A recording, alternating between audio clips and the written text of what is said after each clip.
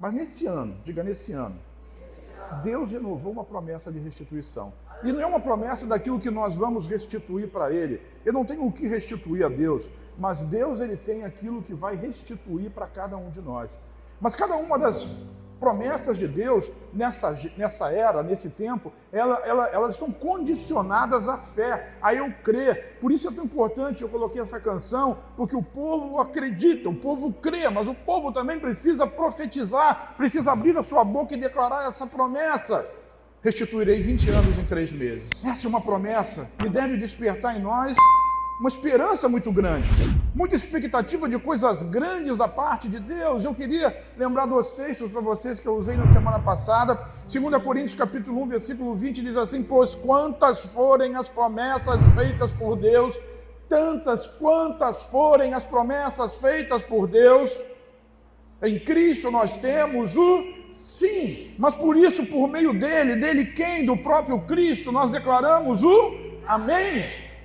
Ele precisa ser pronunciado por nós, para a glória de Deus. Observe que todo esse mover de restituição de 20 anos em 3 meses e muito mais em todo o ano, que começa agora em 2023 e vai terminar para nós em outubro de 2024, tudo isso não tem muito a ver comigo nem com você, mas tem a ver com Jesus, porque cada promessa de Deus tem em Jesus o sim. A promessa vem de Deus, o sim vem de Jesus. E o simples ato nosso de crer e dizer amém faz com que essa promessa se manifeste na nossa vida.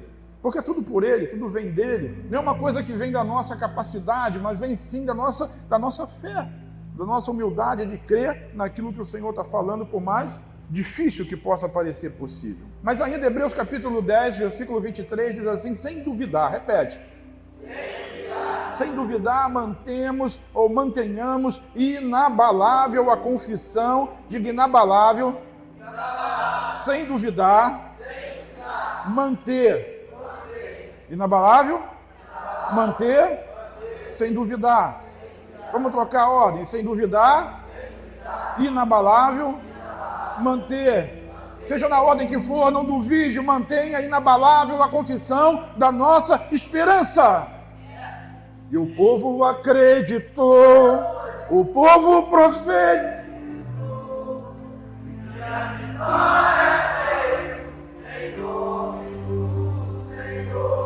Volta a fita. É para você cantar, vai. E a vitória veio em nome do Senhor. Então olha para isso e olha para o texto. Sem duvidar, mantenhamos inabalável a confissão da nossa esperança. Por quê? Porquanto quem fez a promessa é fiel. Oh, meu Deus, traz revelação, abre os olhos do nosso coração, tira, Senhor, as impossibilidades, tira as escamas dos nossos olhos, assim como o Senhor fez com Paulo, tira essa névoa que o inimigo insiste em colocar de incredulidade sobre nós e traz o espírito de sabedoria e de revelação em nome de Jesus, para que nossos olhos e ouvidos espirituais estejam abertos e atentos ao poder e ao mover do Espírito Santo que está sobre nós nesses dias em nome de Jesus. Eu vou buscar essa restituição. Eu vou buscar essa restituição. E assim eu também. Eu vou buscar essa restituição. Vire para quem está do seu lado, segura na mão desse abençoado com a força do Espírito Santo e diga assim: vamos buscar essa restituição. Vamos buscar essa restituição. Sabe, a restituição é como um direito que você tem e que muitas das vezes você precisa entrar na justiça para poder readquirir esse direito. Precisa contratar um advogado, estabelecer um processo, ir ao juiz para restabelecer um direito que já é seu, e muitas vezes na nossa lei brasileira essas coisas acontecem dessa forma. Mas nós já temos um advogado, Jesus. E nós podemos pedir a Ele para entrar com uma petição junto ao Pai, que é o juiz de toda a terra, para que nós recebamos toda a devida restituição que nos cabe, não porque a mereçamos, mas porque Jesus pagou por nós. Isaías 42, 22 diz assim: Mas esse povo é um povo roubado e saqueado. Diga, roubado e saqueado. Todos estão enlaçados, presos em cavernas e escondidos nas casas dos cárceres. Às vezes a sua própria casa se transformou numa cadeia, se transformou num cárcere. Estamos escondidos em cavernas, postos por presa, e não há ninguém que os livre. Não tem ninguém que nos livre como despojo. Não tem ninguém que diga, restitui.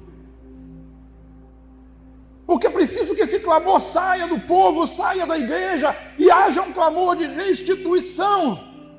E essa restituição, ela vem do próprio Senhor Jesus. Ele quer restituir, ele quer ouvir o pedido de restituição. Segundo a palavra, nós fomos roubados, nós fomos saqueados, enlaçados em cavernas, escondidos nas cadeias, presas sem livramento, entregues por despojo. E mesmo assim, não há ninguém que busque restituição. Nós estamos aceitando o fato de que fomos roubados. E existe um ladrão que vem matar, roubar e destruir. E esse ladrão, ele é obrigado a restituir? Não, mas o próprio Senhor Jesus, ele restitui aquilo que foi roubado. Ele restitui aquilo que lhe foi tirado. E mais ainda, há uma promessa bíblica de que ele restitui até pelos erros que você cometeu. Até pelos seus próprios erros, você é restituído por Jesus. E eu quero nessa manhã, abrindo os trabalhos para esse tema do ano da restituição, falar a respeito da restituição do tempo perdido. Repete comigo, restituição do tempo perdido. Vou falar em 3 níveis de restituição, o primeiro é esse. Então essa é uma promessa extraordinária, sobretudo para aquele que é mais velho, que já perdeu muitas oportunidades, já fez muitas escolhas erradas na vida, já errou muito, já perdeu muito, deixou passar muitas coisas. Então perdeu muita coisa e muitas das vezes assim, perdendo oportunidades, acaba perdendo esperança. Mas eu quero dizer que existe uma promessa de restituição do tempo que foi perdido e do tempo que foi roubado. Quem pode fazer isso? Só Deus pode restituir o tempo. Joel capítulo 2, o profeta Joel, nos versículos 25 e 26, diz assim: e restituir-vos-ei os anos que foram consumidos. Restituir-vos-ei o que acha que tempo não pode, tempo perdido é milagre que não volta a acontecer. Isso é do ponto de vista natural. Deus está dizendo que vai restituir os anos que foram consumidos pelo gafanhoto, pela locusta, pelo pulgão, pela oruga, o meu grande exército que enviei contra vós. E ele diz mais no versículo 26, e comereis fartamente e ficareis satisfeitos. Diga, satisfeitos. Eu lembro do Salmo 91, abençoá-lo-ei com longura de dias, longevidade, e lhe mostrarei a minha salvação. E eu mostrarei Yeshua, e Yeshua longuras de dias. Você vai desfrutar da presença de Jesus nessa terra o quanto você quiser. Deus está restituindo o tempo que você perdeu. Deus está restituindo o tempo que você perdeu na sua família. Às vezes a gente perde tempo na família porque a esposa não tem paciência com o marido rabugento, porque o marido não tem paciência com as conversas da esposa, porque os filhos não aguentam mais aquela conversa de pai mais velho e não conseguem entender, a linguagem é outra, e isso faz com que nós percamos. Vai vir um domingo que vai falar de Betel se importa com a sua família, e assim nós perdemos aquele privilégio de às vezes sentar à mesa com a família e contar os sonhos, de ouvir as respostas, de ouvir aquilo que é planejado. E a gente está gastando tempo no celular, nos seriados, em outras coisas, gastando tempo com os amigos e perdendo a visitação da família. Só um exemplo. Mas o que eu quero lhe dizer é que Deus quer restituir esse tempo com você. Esse tempo de qualidade, Deus pode fazer isso. Dê valor àquilo que tem valor, enquanto você pode desfrutar disso aqui na terra. Quem está me entendendo diz amém. Restituir-vos-ei os anos que foram consumidos, os anos que foram tirados de você, os anos que você perdeu, o tempo que você gastou à toa fazendo coisas erradas, o tempo que você gastou talvez tentando ganhar tanto dinheiro e hoje não consegue desfrutar daquilo que ganhou, daquilo que queria ter ganho e não conseguiu. E ele diz assim, final do versículo 26 diz assim: e ficareis satisfeitos, e louvareis o nome do Senhor vosso Deus, que prometeu para convosco maravilhoso, que procedeu para convosco maravilhosamente. E o meu povo, digo, o meu povo, não será mais envergonhado. Em lugar da sua vergonha, o Senhor diz, eu lhe darei dupla honra, diga eu creio. Gafanhoto come plantação, deixam a frustração de ter perdido todo o trabalho dos meses até aquele plantio. Mas Deus está restituindo em 3 meses tudo que foi perdido nos últimos 20 anos, em nome do Senhor Jesus. Esse é o tempo da restituição sobre a sua vida, sobre a sua família, sobre a sua casa. Quem importa em restituir o tempo perdido? Josué capítulo 14, versículos de 9 a 13, diz assim: por isso naquele dia Moisés me jurou, diga assim, tem uma promessa, tem o quê? Então por isso naquele dia Moisés me jurou, certamente a terra em que você pisou será uma herança perpétua para você e para todos os seus descendentes. Quando Moisés disse essa palavra, ele disse para quem? Calebe.